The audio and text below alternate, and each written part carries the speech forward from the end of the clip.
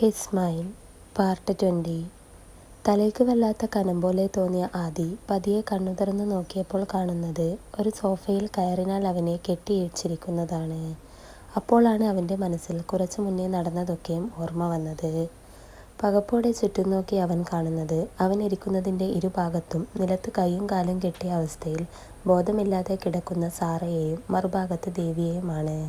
അപ്പോൾ അവരെ രണ്ടുപേരെയും കണ്ടപ്പോൾ ആദിയിൽ ആശ്വാസമുണ്ടായി. എങ്കിലും സാറയെ കാണും തോറും കുറച്ചു മുന്നേ അവളെ ഒന്ന് നോക്കുക പോലും ചെയ്യാതെ പോവേണ്ട വന്നത് ഓർത്തപ്പോൾ അവൻ പോലും അറിയാതെ അവൻ്റെ മിഴികൾ നിറയാൻ തുടങ്ങി.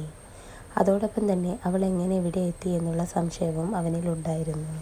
എല്ലാം കൂടെ ഭ്രാന്ത് പിടിച്ച അവൻ ഈ ട്രാപ്പ് ആരാണ് ഒരുക്കിയത് എന്നറിയാൻ അവിടെ ആകെ കണ്ണോടിച്ചു നോക്കിയെങ്കിലും ആരെയും കാണാതെ വന്നതും അവൻ്റെ ദേഷ്യം പടിതും മടങ്ങ് വർദ്ധിച്ചു.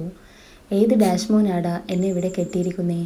ആണത്തമുള്ളവനാണെങ്കിൽ നേർക്ക് നേരെ വാടാ, അല്ലാതെ കുടുംബത്തിനെ വെച്ച് കളിക്കാൻ നിൽക്കുവല്ല വേണ്ടത്. അവൻ്റെ ദേഷ്യത്തോടെയുള്ള അലർച്ച ആ മുറിയിലാകെ അലയടിച്ച നിമിഷം അവിടെയുള്ള വാതിൽ വലിയൊരു ശബ്ദത്തോടെ തുറക്കപ്പെട്ടു. ശക്തമായ വെളിച്ചം കണ്ണിൽ തുളഞ്ഞു കയറിയിട്ടും ഒന്ന് കണ്ണ് ചിമ്മുക പോലും ചെയ്യാതെ ആദ്യം അവിടേക്ക് തന്നെ മിഴികൾ പായിച്ചു. അപ്പോൾ ആ ഡോർ വഴി ഒരു പുച്ഛച്ചിരിയോടെ ജിത്തുവും രഘുവും വരുന്നത് കണ്ടപ്പോൾ തന്നെ ആദിക്ക് മനസ്സിലായി ഇതിൻ്റെയൊക്കെ പിന്നിൽ അവർ ആയിരിക്കുമെന്ന്. എന്നാൽ അവരെ കൂടെ അവൻ വേറെ രണ്ടുപേരെയും പ്രതീക്ഷിച്ചിരുന്നു. ഹായ് ആദിശേഷൻ, എന്തൊക്കെയുണ്ട് വിശേഷങ്ങളൊക്കെ? കുറേ നാളായല്ലോ കണ്ടിട്ട്, ജിത്തു ആദിക്ക് നേരെ നടന്നുകൊണ്ട് ചോദിച്ചു. അത് കേട്ട് ആദിയുടെ മുഖത്ത് നിറഞ്ഞു നിന്നത് പുച്ഛം മാത്രമായിരുന്നു. എൻ്റെ സുഖവും ദുഃഖവും ഒക്കെ അവിടെ നിൽക്കട്ടെ, നിനക്കെങ്ങനെയുണ്ട്? അന്ന് ഞാൻ തന്നതിൻ്റെ ക്ഷീണമൊക്കെ മാറിയെന്ന് തോന്നുന്നുവല്ലോ. ഗൗരവത്തോടെയും അതിലുപരി കളിയാക്കലോടെയുമുള്ള അവൻ്റെ വാക്കുകൾ കേട്ടപ്പോൾ ജിത്തുവിന് അടിമുടി ദേഷ്യം നിറഞ്ഞു വരാൻ തുടങ്ങി. അതേടാ ഡാഷ് മോനെ, നീ തന്നതിനൊക്കെ അതിൻ്റെ ഇരട്ടിയായി തിരിച്ചു തന്ന് നിന്നെ ഈ ഭൂമിയിൽ നിന്നെ ഇല്ലാതാക്കാൻ വേണ്ടിയാണ് ഞാൻ ഇത്രയും റിസ്ക് എടുത്ത് നിന്നെ ഇങ്ങ് കൊണ്ടുവന്നത്. അതും പറഞ്ഞുകൊണ്ട് ജിത്തു ആദിയെ തല്ലാൻ കൈ ഉയർത്തിയപ്പോൾ തന്നെ രഘു വന്ന് അവനെ പിടിച്ചു മാറ്റിയിരുന്നു. നീ എന്തിനാ എത്ര ധൃതി കൂട്ടുന്ന മോനെ? അതിനു മുന്നേ നമുക്കിവരെ ഇല്ലാതാക്കുന്നതിന് മുന്നേ ചെയ്തു പോയതൊക്കെ ഏറ്റു പറയണ്ടായോ? അയാൾ ഒരു ക്രൂരമായ ചിരിയോടെ പറഞ്ഞപ്പോൾ ജിത്തുവിൻ്റെ മുഖത്തും അത് പ്രകടമായി. അപ്പോൾ തന്നെ രഘു അവിടെയുള്ള കുപ്പിയെടുത്ത് കൊണ്ടുവന്ന് നിലത്ത് കിടക്കുന്ന സാറയുടെയും ദേവിയുടെയും മുഖത്തേക്ക് ശക്തിയിൽ ഒഴിച്ചപ്പോൾ ഒരു നരക്കത്തോടെ ഇരുവരും ഒരുമിച്ച് കണ്ണു തുറന്നു. ഇരുവരും കണ്ണു തുറന്നപ്പോൾ തന്നെ കാണുന്നത് ചെയറിൽ കെട്ടിയിരിക്കുന്ന ആദിയെയും അവൻ്റെ അരികിലായി പുച്ഛത്തോടെ നിൽക്കുന്ന ജിത്തുവിനെയും രഘുവിനെയുമാണ്. മോനെ, ഇച്ഛായ, രണ്ടുപേരും വേദനയോടെയും ഭയത്തോടെയും വിളിച്ചപ്പോൾ ഒരു നിമിഷം കണ്ണുകൾ ഇറുക്കെ അടച്ച ആദി ഇരുവരെയും നോക്കി. എന്നാൽ പതിവിന് വിപരീതമായി ആദിയെ നോക്കി വിതുമ്പിക്കൊണ്ട് സാറയുടെ കൈകൾ അവളുടെ വയറിനെ പൊതിഞ്ഞു പിടിച്ചിട്ടുണ്ടായിരുന്നു. അത് കണ്ടതും ആദി സംശയത്തോടെ നെറ്റി ചുളിച്ചുകൊണ്ട് അവളെ നോക്കിയിരുന്നു. ഒരുപാടങ്ങ് സംശയിക്കുകയൊന്നും വേണ്ട ആദിശേഷ. നിന്റെ ഭാര്യയെ കൊണ്ടുപോകാൻ വേണ്ടി ഞാൻ അവിടെ വന്നപ്പോൾ തന്നെ ഇവൾ ബോധം മറിഞ്ഞു കിടക്കുന്നതാണ് കണ്ടത്. അപ്പോൾ തന്നെ കാര്യമറിയാത്തത് കൊണ്ട് ഞാൻ ഇവളെയും കൊണ്ട് ഹോസ്പിറ്റലിൽ പോയി. അപ്പോഴാണ് ഇച്ഛായ, വാവ, നമ്മുടെ വാവ ഇവിടെ ഉണ്ട്. ജിത്തുവിനെ പറഞ്ഞു പൂർത്തിയാകാതെ തൊണ്ട പൊട്ടുന്ന ശബ്ദത്തിൽ സാറ വയറിൽ കൈ ചേർത്ത് വെച്ചുകൊണ്ട് വിളിച്ചു പറഞ്ഞപ്പോൾ ഒരു നിമിഷം ശ്വാസം എടുക്കാൻ പോലും മറന്നുകൊണ്ട് ആദ്യ ധരിച്ചിരുന്നു പോയി. ദേവിയുടെയും അവസ്ഥ അതുതന്നെ ആയിരുന്നു. പക്ഷേ ഇത്രയും നല്ലൊരു കാര്യം സന്തോഷത്തോടെ കേൾക്കേണ്ടതിന് പകരം ഈ ഒരു അവസ്ഥ വന്നതിൽ അവർക്ക് അങ്ങേയറ്റം വിഷമം തോന്നി. എന്നാൽ സാറ ആണെങ്കിൽ ആകെ തളർന്ന അവസ്ഥയിലും അത് മുഖത്ത് പ്രകടമാകാതിരിക്കാൻ ശ്രമിക്കുകയായിരുന്നു. ഒരുപക്ഷെ താൻ തളർന്നാൽ അത് ആദ്യം ഇല്ലാതാക്കാൻ ഇവർക്കൊരു കാരണമാകുമെന്ന ചിന്തയായിരുന്നു അവളിൽ നിറയെ. നോക്കിയ അച്ഛാ, സ്വന്തം കുഞ്ഞിനെ ഒന്ന് തലോടാൻ പോലും അവനായില്ലല്ലോ. വളരെ കഷ്ടം തന്നെ. ഇനിയിപ്പം ഇവൻ്റെ മുന്നിൽ വെച്ച് തന്നെ അതിനെ ഇല്ലാതാക്കിയിട്ട് വേണ്ടേ എനിക്ക് ഇവളെയും കൊണ്ട്? ഡാ! ജിത്ത് പറഞ്ഞു പൂർത്തിയാക്കുന്നതിന് മുമ്പേ സാറയും ആദ്യം ഒരുപോലെ അവനെ നോക്കി അലറി വിളിച്ചിരുന്നു. നീ ഇപ്പോൾ ആ കാര്യം ചിന്തിച്ചത് തന്നെ വളരെ തെറ്റാണ്. അതിന് നിനക്കുള്ള ശിക്ഷ മരണവും. ക്രോധത്താൽ വലിഞ്ഞു മുറുകിയ മുഖവുമായി ആദി പറഞ്ഞു. അതെ, എൻ്റെ വയറ്റിൽ വളർന്നത് ഇച്ഛാൻ്റെ കൊച്ചാണെങ്കിൽ അതിനെ നശിപ്പിക്കാൻ നിന്നെപ്പോലുള്ളവനെ സമ്മതിക്കില്ല. ഇതിനേക്കാൾ നല്ലത് നിനക്ക് പോയി മരിക്കുന്നതാണ്. സാറയും ദേഷ്യത്തിൽ പറഞ്ഞപ്പോൾ ജിത്ത് ഒരു നിമിഷം അവർ രണ്ടുപേരെയും നോക്കി.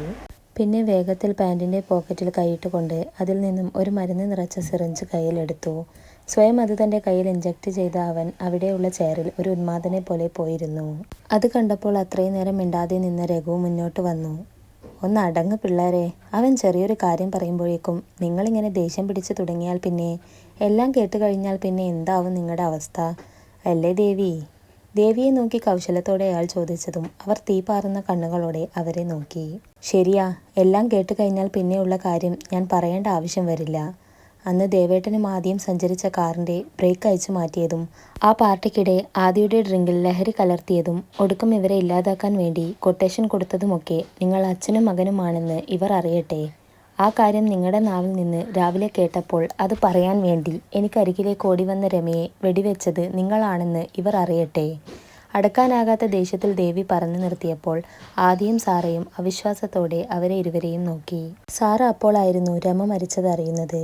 പുഞ്ചിരിയോടെ തന്നെ നോക്കിയ രമയെ ഓർത്തപ്പോൾ അവളുടെ കണ്ണിൽ വേദനയും ഒരുപോലെ അവരെ ഇല്ലാതാക്കാനുള്ള ദേഷ്യവും നിറഞ്ഞു.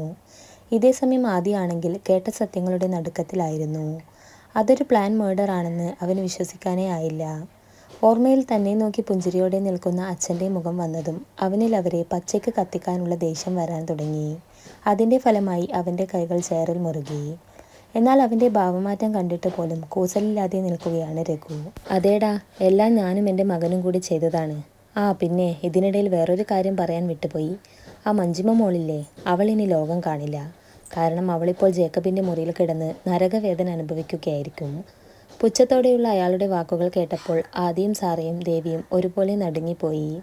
മഞ്ജിമയോട് അവർക്ക് 3 പേർക്കും ദേഷ്യമുണ്ടെങ്കിലും അവൾക്ക് എന്തെങ്കിലും സംഭവിക്കണമെന്നവർ മനസ്സുകൊണ്ടുപോലും ആഗ്രഹിച്ചിരുന്നില്ല.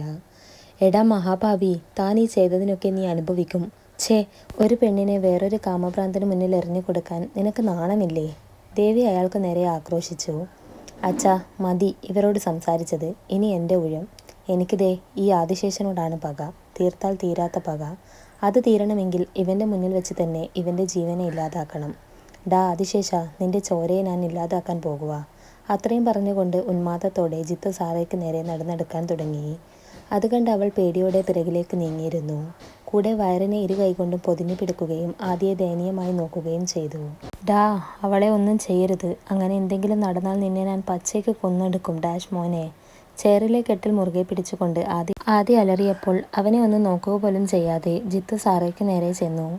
അയ്യോ, അവളെ ഒന്നും ചെയ്യല്ലേ, ദേവിയും പേടിയോടെ വിളിച്ചു പറഞ്ഞുവെങ്കിലും ജിത്തു കേട്ടില്ല. ഒടുക്കം വല്ലാത്തൊരു ഭാവത്തോടെ അവൻ സാറയ്ക്ക് മുന്നിൽ വന്ന് നിന്ന് അവൾക്ക് നേരെ കാലുയർത്തി. ഠേ ആ ജിത്തുവിൻ്റെ കാൽ സാറയുടെ മേലേക്ക് പതിയുന്നതിന് മുന്നേ ഒരു വെടിയൊച്ചയും കൂടെ ഒരലർച്ചയോടെ നിലത്തേക്ക് വീണ ജിത്തുവിനെയും കണ്ട അവർ 4 പേരും ഒരു നിമിഷം ഞെട്ടിത്തെറിച്ച് നിന്നുപോയി. പകപ്പോടെ 4 പേരുടെയും മിഴികൾ ഡോറിനരികിൽ ചെന്നപ്പോൾ കണ്ടു. കീറിപ്പറഞ്ഞ വസ്ത്രങ്ങളും ശരീരം നിറയെ പാടുകളും പല്ലിൻ്റെ അടയാളങ്ങളുമൊക്കെയായി കയ്യിലൊരു തോക്കും പിടിച്ചുകൊണ്ട് ദേഷ്യത്തിൽ നിലത്ത് വീണ് കിടന്ന് പുളയുന്ന ജിത്തുവിനെ നോക്കി നിൽക്കുന്ന മഞ്ജിമയെ.